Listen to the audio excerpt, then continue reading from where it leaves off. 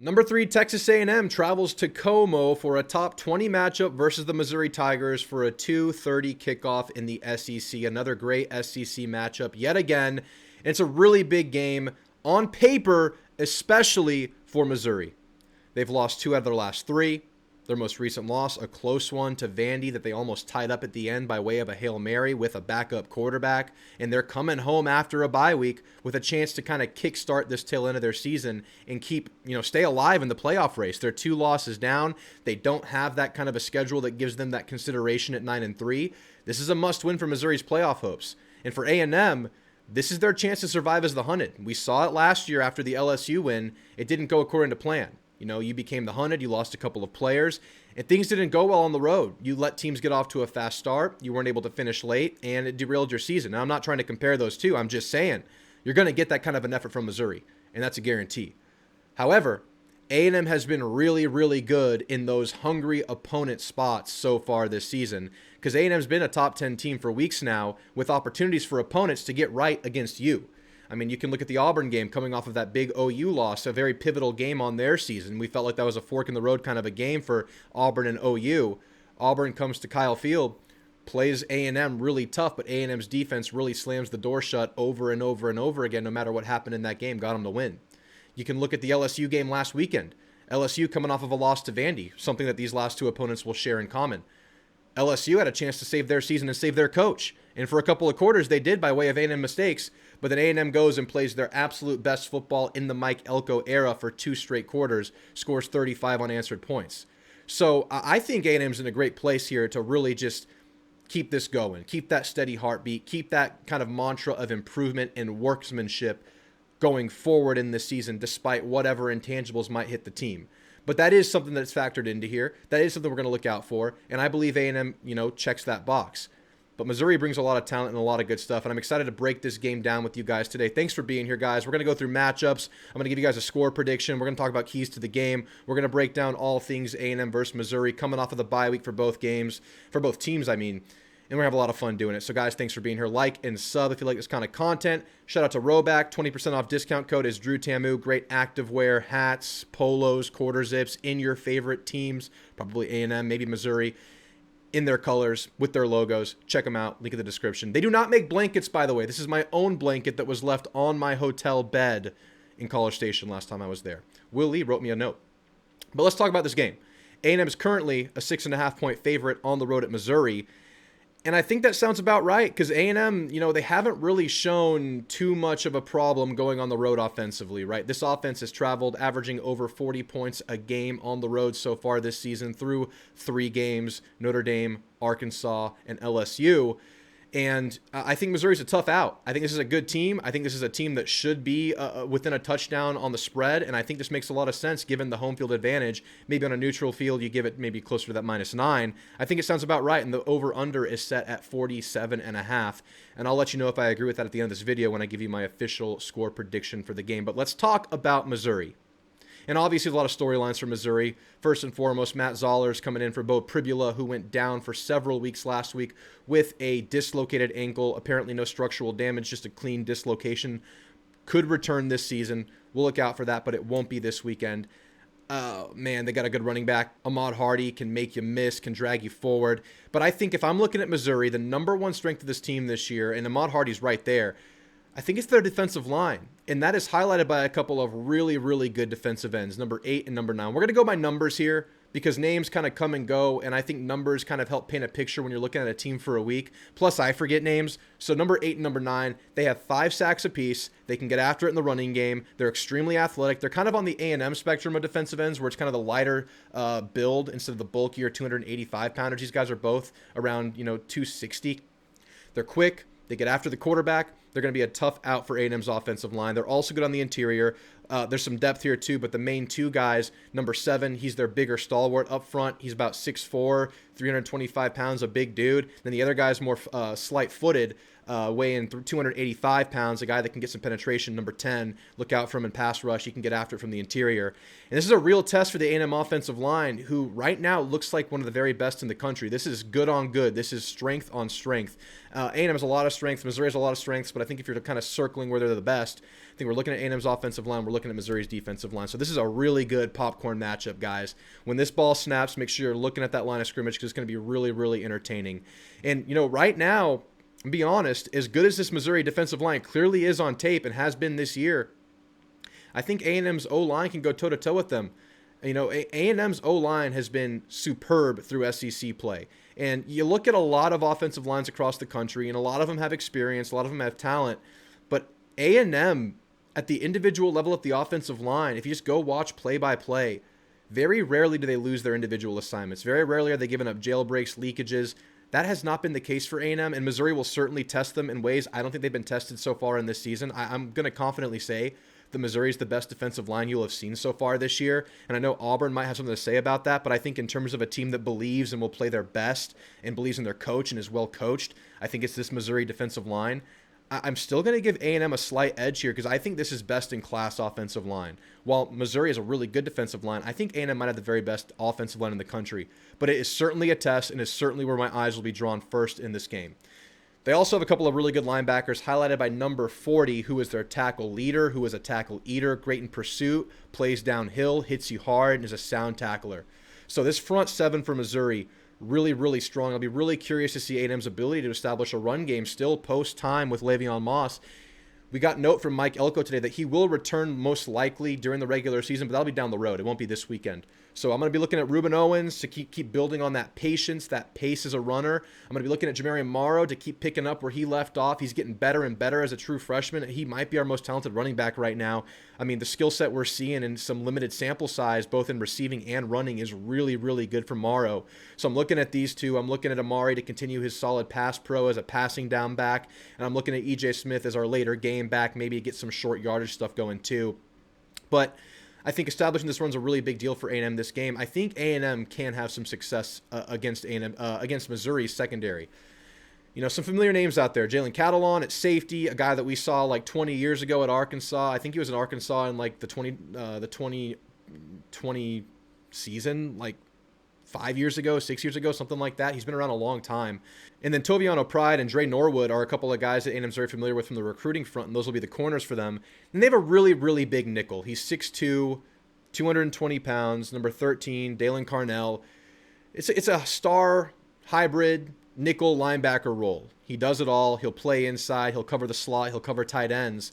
And I actually think this is an area A&M could potentially exploit in the game, just because of how good A&M is and how fast and explosive A&M is at slot. I mean, A&M's obviously a team that likes to run a lot of jet motion or just motion their receivers into their routes to get their players off of press coverage to maybe open up some space for these routes.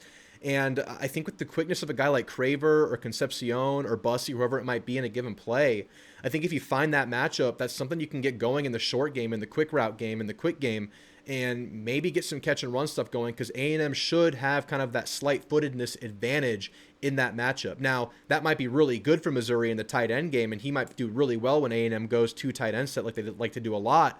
But when you're running those three receivers or four receivers and you have that quicker slot, I'm looking at that matchup right there. I'm looking at how A&M wants to go manipulate number 13 out there. He's their snap leader on defense. They like this guy. They believe in this guy. He has the most snaps on that entire defense. And he's a really good player.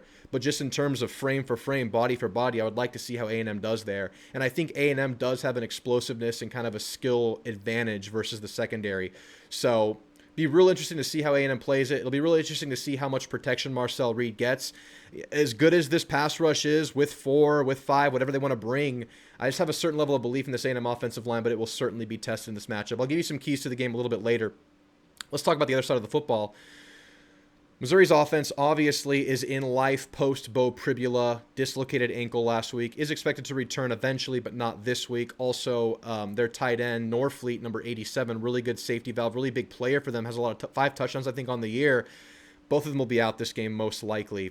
And that leaves Matt Zollers at quarterback, true freshman, really skilled player. And actually, I'm going to read to you, just so you get a better understanding of Zollers, his kind of his high school write-up from 247 Sports. Andrew Ivins writes that out of high school, Zollers was an athletic quarterback prospect with projectable frame that can whip the ball around the yard. Snappy upper and lower halves have him moving around like a middle infielder as he evades pressure or looks to pick up yardage on designed runs. Rather accurate on the move and has his fair share of off-platform throws on the highlight reel. Usually fires a tight spiral with no shortage of velocity. Wasn't presented with a ton of opportunities to dial up the deep ball as a junior, but can challenge defenses vertically and put up a pass 60 yards in the air during the playoffs.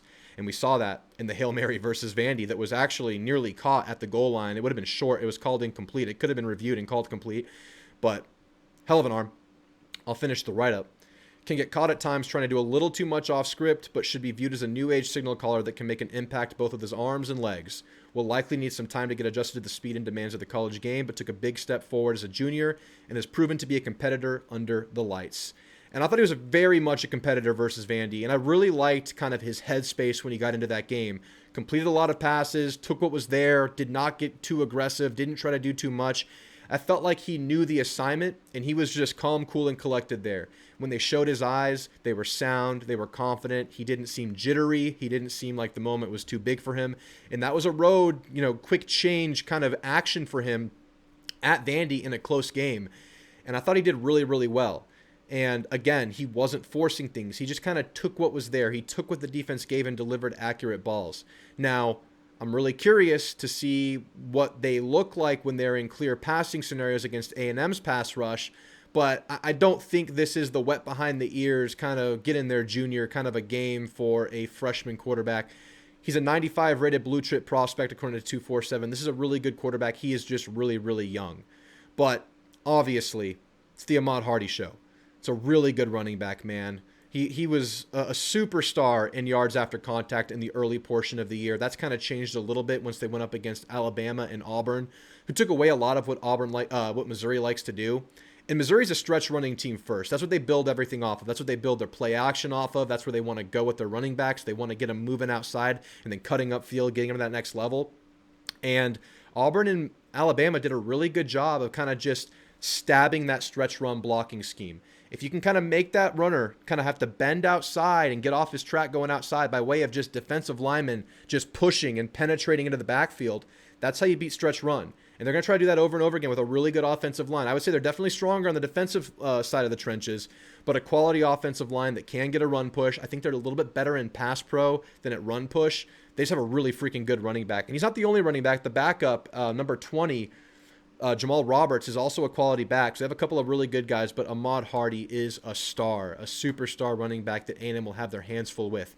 And it's no secret, when A&M's been at their worst this year, it's been lack of run gap discipline, mainly by the linebackers, sometimes by the secondary, but mainly by the linebackers getting caught up in the wrong gap, maybe a defensive lineman hitting the wrong gap with too much conviction, getting themselves in trouble. You're going to have to penetrate, but you're going to have to be very, very gap sound. They'll run stretch to the boundary side, in which case you just wall up, you cover your gaps, you can run them right to the sideline if you bring traffic and you keep bodies in place there.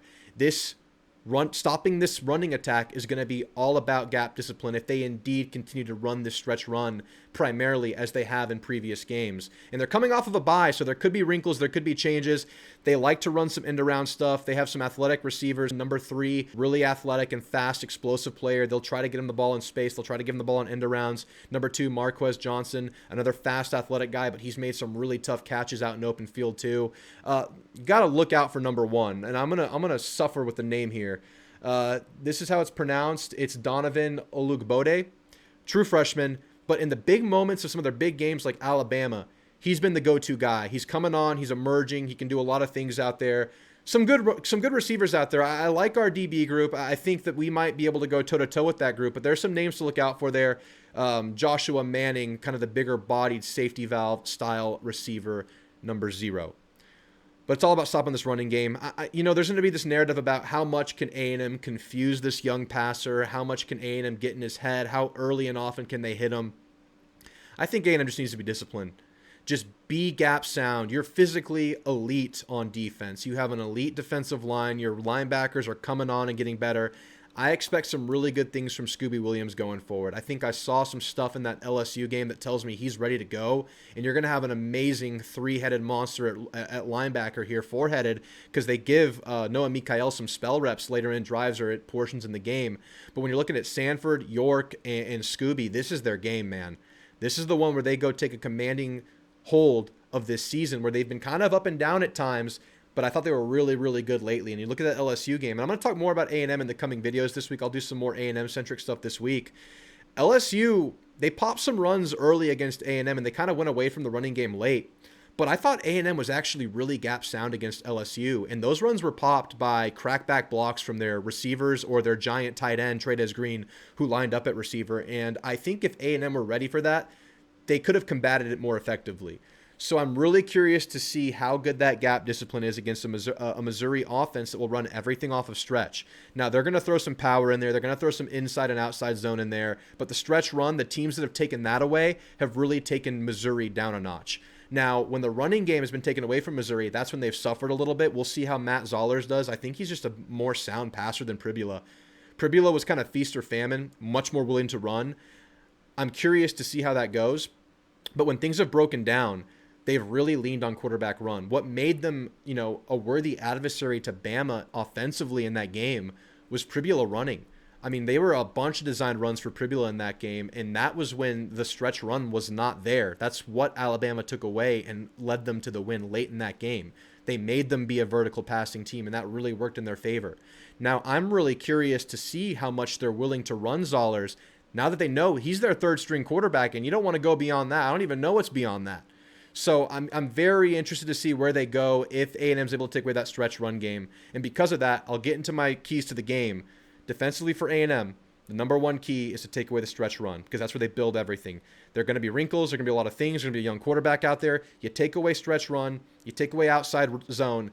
You take away a lot of what Missouri wants to be. Now, I'll add as a secondary note, you do want to make this quarterback uncomfortable. If you could sack him early, if you could just get in his head early, that would be so, so big against a young quarterback psyche. And I know he looked cold, man. He was ice cold in that game versus Vandy. But this A&M front seven, this A&M pass rush, it's different. It's best in class. It's borderline the best in the country right now. And I look at that to have a big, big role in this quarterback psyche early in the game to really help A&M out in this passing game. Other side of the football, keys to the game. If A&M can establish a run themselves, I think A&M has a lot of success against this Missouri defense. I think this Missouri defense is very equipped and able to stop the run against a lot of teams. But I don't know how well they're going to do against A&M's receivers and Marcel Reed. I think A&M can make some money there.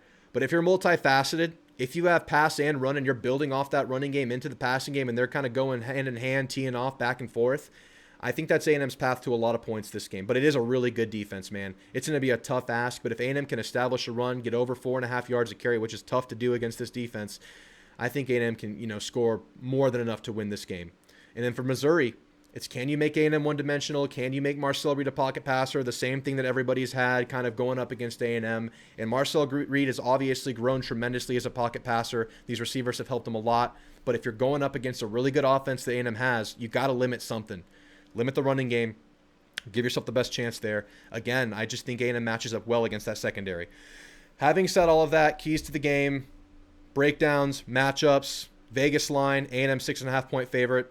I'm going to give you my score prediction.